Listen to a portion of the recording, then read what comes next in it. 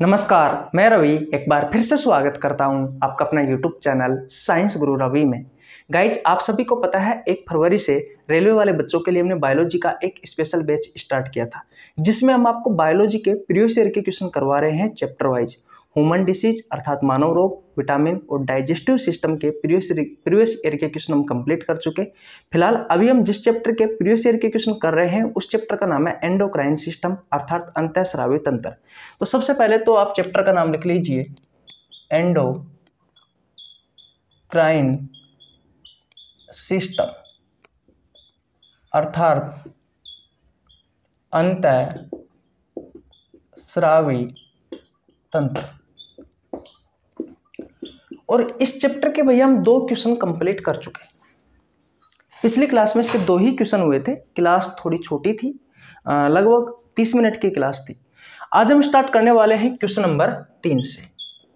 तो आज की इस वीडियो में आपको बहुत कुछ नया सीखने को मिलेगा, इसलिए वीडियो को शुरू से लेकर के एंड तक जरूर देखना भैया। चलिए फिर आज की क्लास की शुरुआत करते हैं। ये रहा आपकी स्क्रीन के सामने क्वेश्चन नंबर 3। देखिए भैया, ये रहा आपकी स्क्रीन के सामने क्वेश्चन नंबर 3। अच्छा क्वेश्चन है, अगर आपको इस क्वेश्चन का आंसर पता है तो कमेंट बॉक्स में बता सकते हो। क्वेश्चन नंबर 3 कहता है कि थायरोक्सिन हार्मोन के निर्माण के लिए किस खनिज की आवश्यकता होती है। आपके ऑप्शंस है, option number A iron, option number B है पोटेशियम, ऑप्शन नंबर सी है कैल्शियम और ऑप्शन नंबर डी है आयोडीन। ये क्वेश्चन आपसे पूछा गया आरआरबी ग्रुप डी में 30/8/2022 को। बताइए इस क्वेश्चन का राइट आंसर क्या होगा। इस क्वेश्चन का राइट आंसर होगा भैया ऑप्शन नंबर डी आयोडीन। ध्यान से समझिए, अगर आपको नहीं पता है, अगर आपको ये कॉन्सेप्ट क्लियर हो गया तो फिर इस प्रकार के प्रश्नों में आपको कोई प्रॉब्लम नहीं आएगी। थायराइड ग्रंथि नाम सुना है। इस थायराइड ग्रंथि को, इस थायराइड ग्लैंड को आउटो ग्रंथि के नाम से भी जाना जाता है। आउटो ग्रंथि भी कहा जाता है। तो कभी कभी हमारे एग्जाम में जो क्वेश्चन आते हैं वो आउटो ग्रंथि के नाम से भी आ जाते हैं, तो ये भी आपको याद रखना है। ये हमारे नेक में होती है या फिर थ्रोट में होती है, गले में गर्दन में होती है। इस बात का आपको ध्यान रखना है। इतनी बात क्लियर है? किसी को कोई प्रॉब्लम यहाँ तक बिल्कुल भी नहीं होनी चाहिए। थायराइड जो ग्रंथि होती है, इससे भैया 2 हार्मोन निकलते हैं। कौन कौन से? एक है थायरोक्सिन, एक है थायरोक्सिन हार्मोन और दूसरा होता है कैल्शिटोनिन हार्मोन। एक निकलता है थायरोक्सिन हार्मोन और दूसरा निकलता है कैल्शिटोनिन हार्मोन। अब ये जो थायरोक्सिन हार्मोन होता है ये 2 प्रकार का होता है। एक होता है T3 और एक होता है T4। एक होता है T3 और दूसरा होता है T4। आपसे आपके एग्जाम में क्वेश्चन पूछा गया है कि थायरोक्सिन हार्मोन के निर्माण के लिए किस खनिज की आवश्यकता होती है। अब गाइस, ये जो थायरोक्सिन हार्मोन है ना, ये एक प्रकार का एमिनो एसिड हार्मोन है। ये एक प्रकार का एमिनो एसिड हार्मोन है। इस हार्मोन का निर्माण एमिनो एसिड से हुआ है। इस वजह से ऐसे हार्मोन जिनका निर्माण एमिनो एसिड से हुआ है, ऐसे हार्मोनों को एमिनो एसिड हार्मोन कहा जाता है। और इसमें कौन सा एमिनो एसिड सहायक होता है? तो भैया टायरोसिन। टायरोसिन एमिनो एसिड सहायक होता है। अब बात आती है, आप खाना खाते हो, खाने में नमक खाते हो, तो ऐसा कहा जाता है कि भैया आयोडीन युक्त नमक खाना चाहिए। सबसे अच्छा होता है जिसमें आयोडीन की मात्रा अधिक होती है। तो जब आप खाना खाते हो तो ये आयोडीन आपके थायराइड ग्लैंड के पास जाता है। किसके पास जाता है? इस थायराइड ग्लैंड के पास जाता है।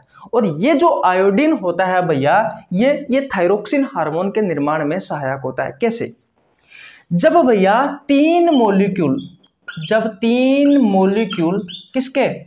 आयोडीन के इस टायरोसिन एमिनो एसिड के साथ में जुड़ते हैं, इस टायरोसिन एमिनो एसिड के साथ में जुड़ते हैं तो T3 का निर्माण होता है। किसका निर्माण होता है? T3 का। और जब भैया 4 मॉलिक्यूल इस आयोडीन के इस टायरोसिन एमिनो एसिड के साथ में जुड़ते हैं, तब जाकर किसका निर्माण होता है? T4 का निर्माण होता है। तो मैं आपको T3 की फुल फॉर्म बता देता हूं। T3 की फुल फॉर्म होती है, 3 को तो कहा जाता है भैया ट्राई। अब आयोडीन के मॉलिक्यूल जुड़ रहे हैं 3, तो ट्राई आयोडो। फिर आ जाता है भैया टायरोसिन हार्मोन। मैंने आपसे क्या कहा कि जब 3 मॉलिक्यूल आयोडीन के इस टायरोसिन एमिनो एसिड के साथ में जुड़ते हैं तो T3 का निर्माण होता है। तो 3 जुड़े हैं तो 3 ट्राई, और आयोडीन जुड़ा हुआ है तो आयोडो, और फिर टायरोसिन एमिनो एसिड जुड़ा हुआ है भैया जी। कहने का मतलब जो 3 मॉलिक्यूल आयोडीन के इस टायरोसिन एमिनो एसिड के साथ में जुड़ते हैं तो T3 का निर्माण होता है। तो T3 iodo tyrosine amino acid hormone, या फिर आप लिख सकते हो टायरोसिन हार्मोन। तो इस T3 की फुल फॉर्म आपसे एग्जाम में पूछी जाए तो बता देना ट्राई आयोडो टायरोसिन हार्मोन। इतनी बात क्लियर है। और T4 की फुल फॉर्म होती है भैया, 4 को कहा जाता है टेट्रा आयोडो टायरोसिन हार्मोन। इस बात का आपको ध्यान रखना है। तो T3 और T4 का निर्माण, इस T3 और T4 के निर्माण में कौन सा खनिज सहायक होता है? तो भैया ये आयोडीन सहायक होता है। अब किस तरीके से सहायक होता है? तो आपने देख लिया कि जब 3 मॉलिक्यूल आयोडीन के जुड़ते हैं टायरोसिन एमिनो एसिड के साथ में तो T3 का निर्माण होता है, और जब 4 मॉलिक्यूल आयोडीन के टायरोसिन एमिनो एसिड के साथ में जुड़ते हैं तो T4 का निर्माण होता है। आपसे पूछा गया थायरोक्सिन हार्मोन, तो भैया थायरोक्सिन हार्मोन के ही प्रकार है ये T3 और T4, जिनका निर्माण इस थायराइड ग्रंथि से हुआ है। इतनी बात क्लियर है। तो अब आपको अच्छे से समझ में आ गया होगा कि एक्चुअली में थायरोक्सिन हार्मोन का निर्माण में ये आयोडीन किस तरीके से सहायक होता है। किसी को कोई प्रॉब्लम यहाँ तक बिल्कुल नहीं होनी चाहिए। अगर आपको डिटेल में जानना है इस एंडोक्राइन सिस्टम वाले चैप्टर के बारे में, अगर थ्योरी के साथ में बहुत अच्छे से पढ़ना है कॉन्सेप्ट से आपको पूरा चैप्टर, तो भैया मैंने ये चैप्टर पढ़ा रखा है। अभी पिछले संडे को तो नहीं, इस बुधवार को मैंने एक क्लास अपलोड की थी मैराथन, जिसमें मैंने एंडोक्राइन सिस्टम 4.5 घंटे में पूरा किया था भैया। अगर आपने नहीं पढ़ा है तो चैनल पर जाइए, आपको शुरुआत में ही ये वीडियो मिल जाएगी, नहीं तो आपको नीचे लिंक डिस्क्रिप्शन में मिल जाएगी। तो आशा करता हूँ ये क्वेश्चन आपको बहुत अच्छे से समझ में आ गया होगा। स्क्रीनशॉट ले लीजिए। अब नेक्स्ट क्वेश्चन की ओर चलते हैं। चले भैया, ओके। देखिए भैया, अब बात करते हैं क्वेश्चन नंबर 4 की। क्वेश्चन नंबर 4 अच्छा क्वेश्चन है। निम्नलिखित में से कौन सा वर्णक हमारे बालों, त्वचा और आंखों के रंग के लिए मुख्य रूप से उत्तरदायी होता है या उत्तरदायी है? आपके ऑप्शंस है। ऑप्शन नंबर ए है भैया मायोग्लोबिन, ऑप्शन नंबर बी है क्लोरोफिल, ऑप्शन नंबर सी है मेलानिन, ऑप्शन नंबर डी है जेंथोफिल। और ये क्वेश्चन आपसे पूछा गया आरआरबी एनटीपीसी में 24/7/2021 को। बताइए इस क्वेश्चन का राइट आंसर क्या होगा? गाइज, इस क्वेश्चन का राइट आंसर होगा भैया ऑप्शन नंबर सी मेलानिन। सबसे पहले मैं आपको बता दूं, जो मेलानिन होता है इसका निर्माण मेलेनोसाइट नामक कोशिकाएं करती है। इसका निर्माण किस कोशिकाओं में होता है? तो मेलेनोसाइट नामक कोशिकाओं में इस मेलानिन का निर्माण होता है। और ये जो पिगमेंट होता है ये एक प्रकार का पिगमेंट है, ये एक प्रकार का पिगमेंट है भैया, ये एक प्रकार का पिगमेंट है।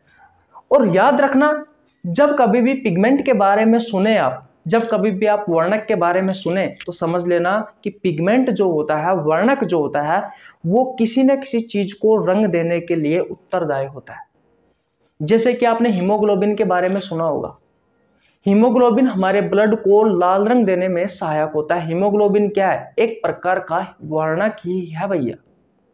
हाँ, एक प्रकार की प्रोटीन भी कह सकते हैं हम, जटिल प्रोटीन भी है, क्योंकि इसमें 95% में ग्लोबिन प्रोटीन पाई जाती है और 5% में हिम वर्णक पाया जाता है।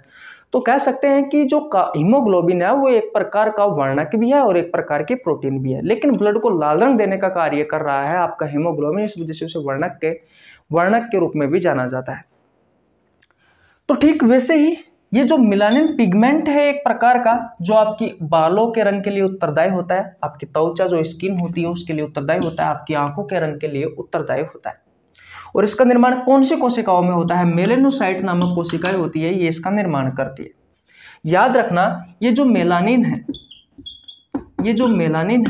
वैसे तो मेलेनिन बोलते हैं इसे तो, लेकिन यहाँ पर मेलानिन लिखा हुआ है, मेलानिन लिखा हुआ है, तो मैं मेलानिन ही लिखता हूँ।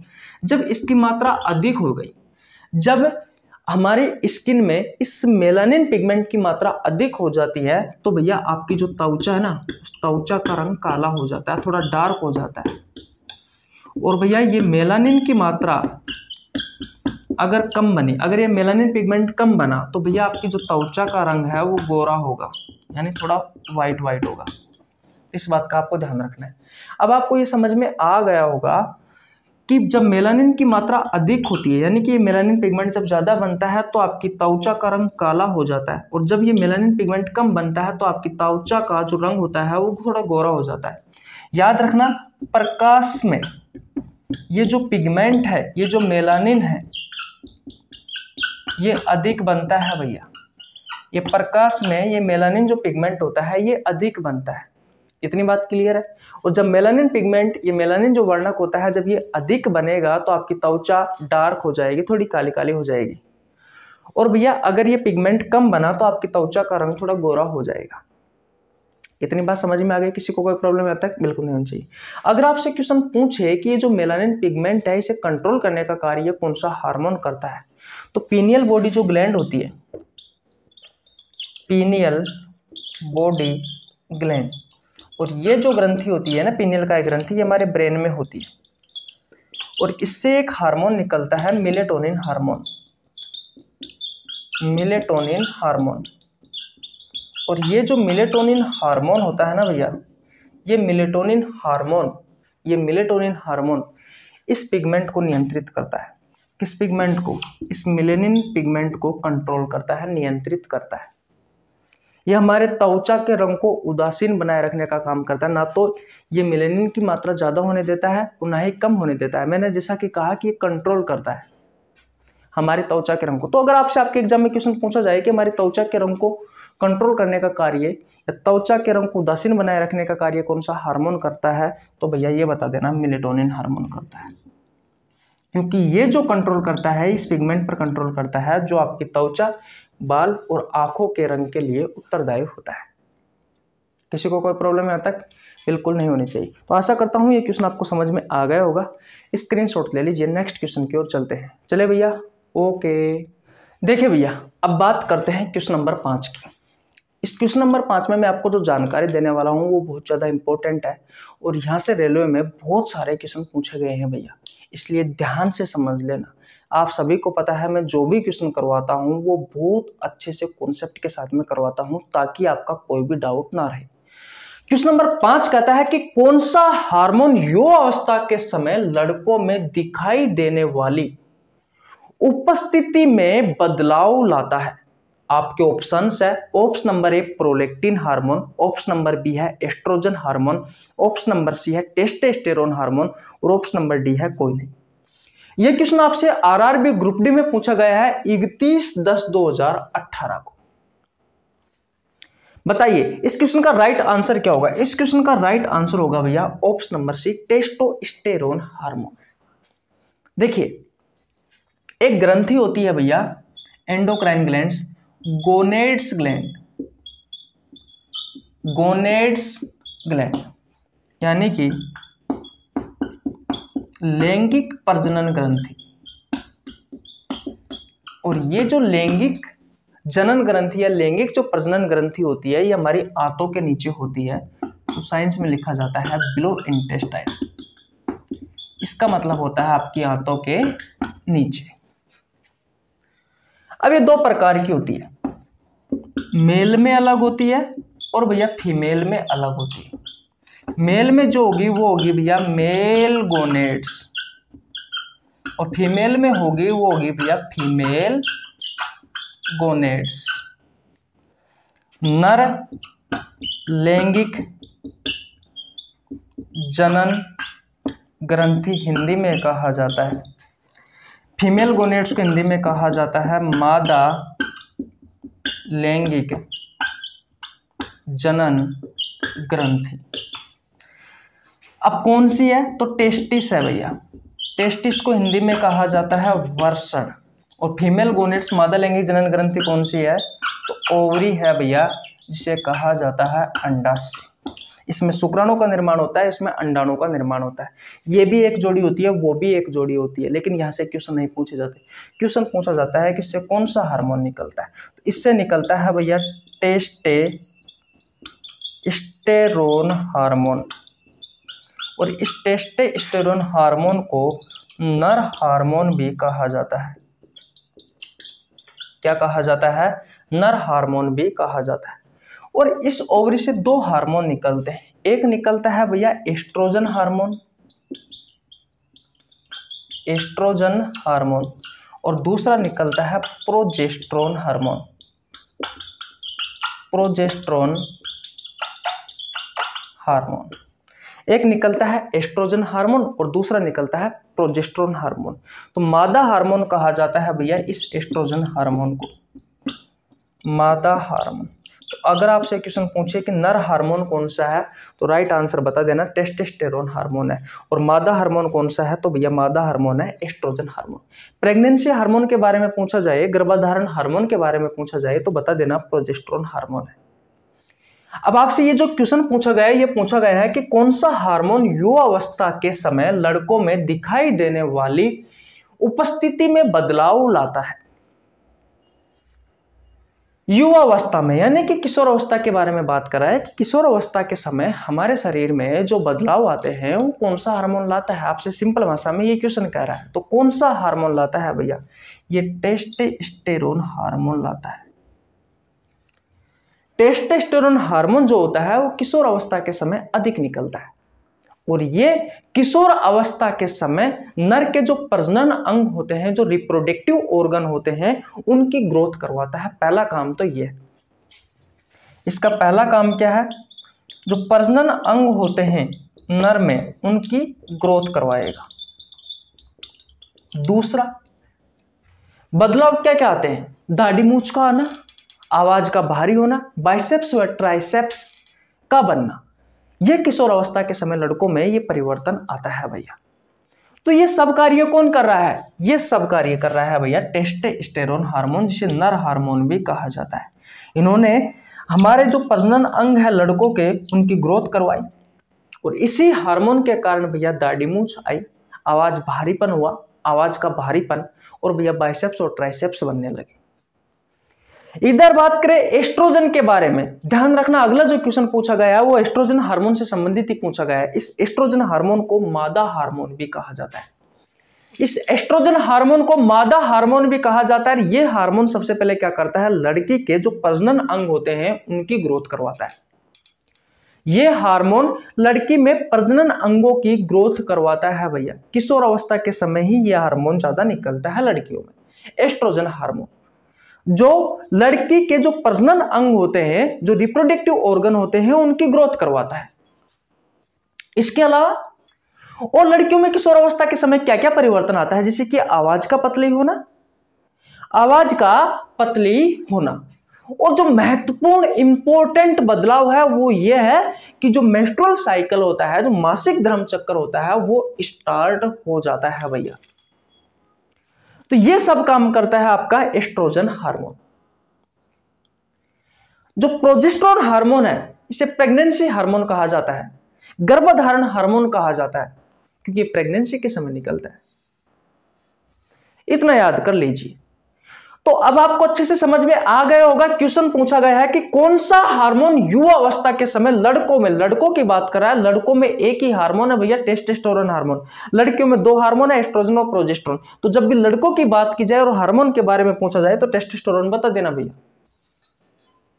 अगर इस प्रकार के बदलाव की बात की जा रही है, जैसे कि किशोर अवस्था के समय या युवा अवस्था के समय, तो राइट आंसर क्या होगा? टेस्टोस्टेरोन हार्मोन होगा। या फिर रिप्रोडक्टिव ऑर्गन्स, जो प्रजनन अंग होते हैं, उनकी ग्रोथ के बारे में पूछा जाए तो भैया ये बता देना। तो आपका राइट आंसर कौन सा होगा भैया? आपका राइट आंसर होगा भैया ऑप्शन नंबर सी, टेस्टोस्टेरोन। तो आशा करता हूं ये क्वेश्चन भी आपको बहुत अच्छे से समझ में आ गया होगा। स्क्रीनशॉट ले लीजिए भैया, नेक्स्ट क्वेश्चन की बात करते हैं।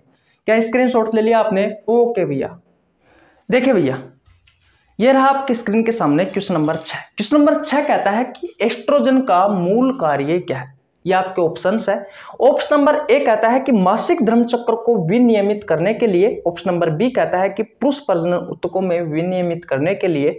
ऑप्शन नंबर सी कहता है गर्भावस्था को बनाए रखने के लिए। ऑप्शन नंबर डी कहता है कोई नहीं। और ये क्वेश्चन आपसे पूछा गया आरआरबी एनटीपीसी में 24/7/2021 को। बताइए इस क्वेश्चन का राइट आंसर क्या होगा। अभी अभी मैंने आपको बताया है कि जो एस्ट्रोजन होता है, पहली बात तो इसे मादा हार्मोन कहा जाता है। क्या कहा जाता है? एस्ट्रोजन को मादा हार्मोन कहा जाता है। रही दूसरी बात, मैंने आपको क्या बताई थी कि जो मादा होती है, जो महिलाएं होती है, उन महिलाओं में जो प्रजनन अंग होते हैं, उन प्रजनन अंगों की ग्रोथ के लिए कौन सा हार्मोन सहायक होता है? तो भैया ये एस्ट्रोजन हार्मोन सहायक होता है। और किशोरावस्था के समय लड़कियों में जो परिवर्तन आपको दिखाई देते हैं, वो सभी परिवर्तन इसी हार्मोन के कारण आते हैं, जिनमें से एक मुख्य परिवर्तन है भैया मासिक धर्मचक्र को विनियमित करने के लिए। यानी कि जो मासिक धर्म चक्र है, जो मेंस्ट्रुअल साइकिल है भैया, उसको विनियमित करने का कार्य यही हार्मोन करता है। इतनी बात क्लियर है? किसी को कोई प्रॉब्लम बिल्कुल भी नहीं होनी चाहिए। तो आज हम यहीं तक रखते हैं। काम है भैया, थोड़ा सा मार्केट में जाके आना है और अभी जाना जरूरी है, इसलिए नहीं तो आज लंबी क्लास होती, कम से कम 40 मिनट की क्लास होती। लेकिन हाँ, कल आपको जरूर कम से कम 40-50 मिनट की क्लास जरूर देंगे, क्योंकि 2 दिन हो गए छोटी छोटी क्लासें हैं। लेकिन ऐसा नहीं है, अब कल संडे है, कल भी थोड़ा सा काम है, भाभी जी की तबीयत खराब है तो वहाँ जाके आना है। फिर भी आपको शाम तक क्लास जरूर मिल जाएगी, क्योंकि हमने सोमवार, मंगलवार और बुधवार 3 दिन की छुट्टी की थी। तो चैनल पर नया तो चैनल को सब्सक्राइब कर लेना, बेल आइकन को प्रेस कर लेना, ताकि आपके पास हमारे वीडियो का नोटिफिकेशन टाइम टू टाइम पहुंच सके। मिलते हैं गाइस नेक्स्ट वीडियो में, तब तक के लिए जय हिंद, जय भारत, राम राम।